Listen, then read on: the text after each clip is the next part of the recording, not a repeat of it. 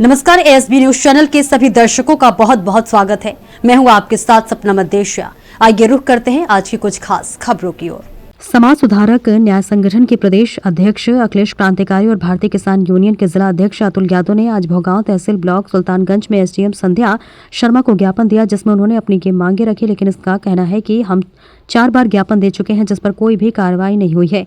देश में ग्राम प्रधान से लेकर एमपी एमएलए तक की संपत्तियों की जांच की जाए व एमपी व एमएलए की पेंशन बंद की जाए। देश के सभी किसानों, गरीबों और महिलाओं को 11,900 हर महीने दिए जाने का कानून बनाया जाए। सभी तरह के चुनाव से ईवीएम मशीन हटा दी जाए और बैलेट पेपर से चुनाव कराया जाए। सेना में अग्निवीर योजना रद्द की जाए और पुराने तरीके से भर्ती प्रक्रिया को पुनः लागू किया जाए। जिन किसानों ने बैंकों से कर्मचारी ऋण केसीसी ले रखा है वे पूरी तरह से माफ किया जाए।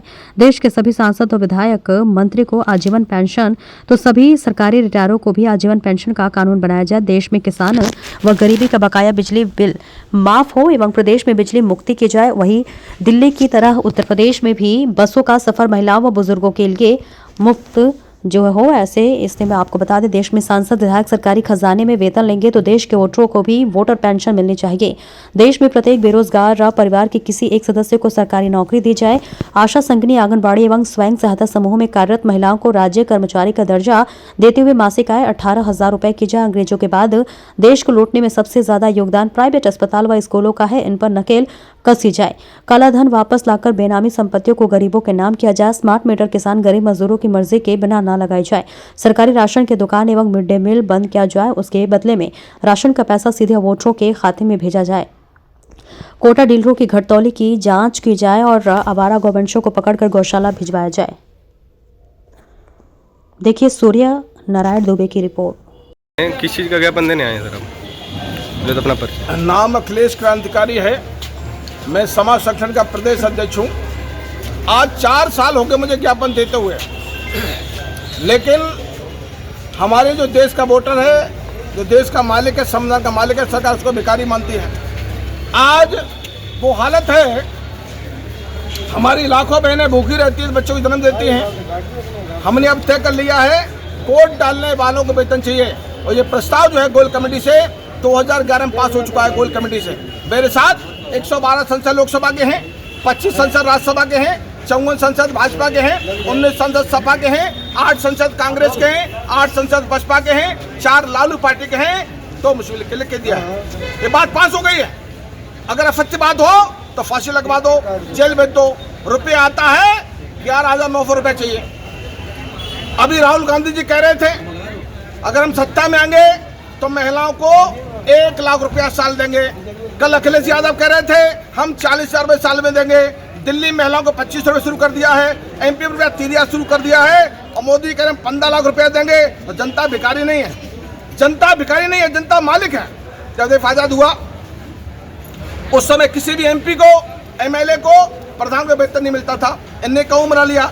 आज नौजवान 60 साल नौकरी करे, पेंशन बंद कर दी, नौकरी 4 साल कर दी।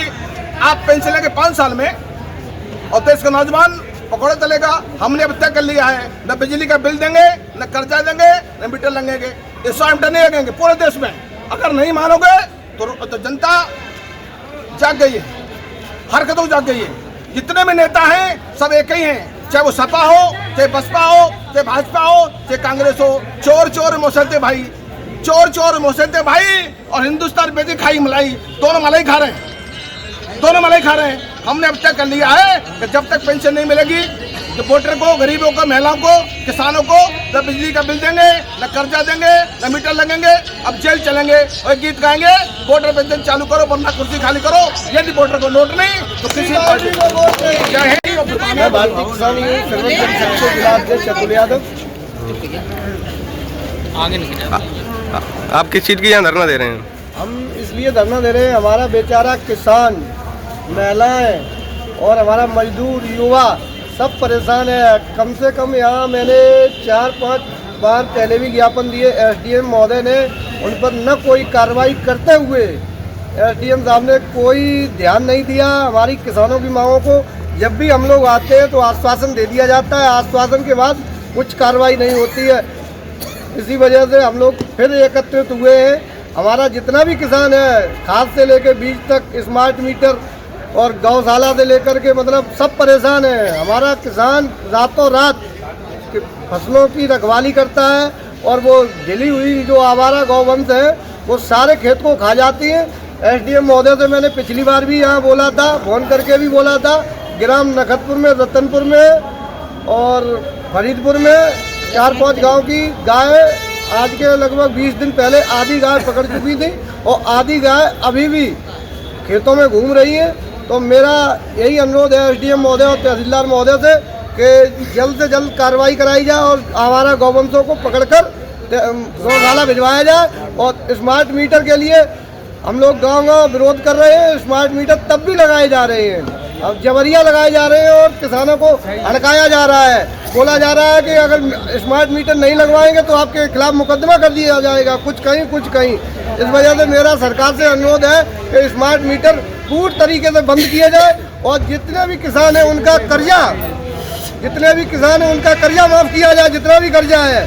जब MP MLA सबका कर्जा माफ़ हो जाता है तो हम लोग किसानों का क्यों नहीं होता है? इसलिए आपके चैनल के माध्यम से मैं कहना चाहता हूँ, माननीय योगी आदित्यनाथ से भी मेरी यही गुजारिश है कि हमारे जितने भी किसान भाई हैं उनका कर्जा माफ़ किया जाए और जो आवारा गौवंशों से जो निजात है वो निजात दिलाई जाए।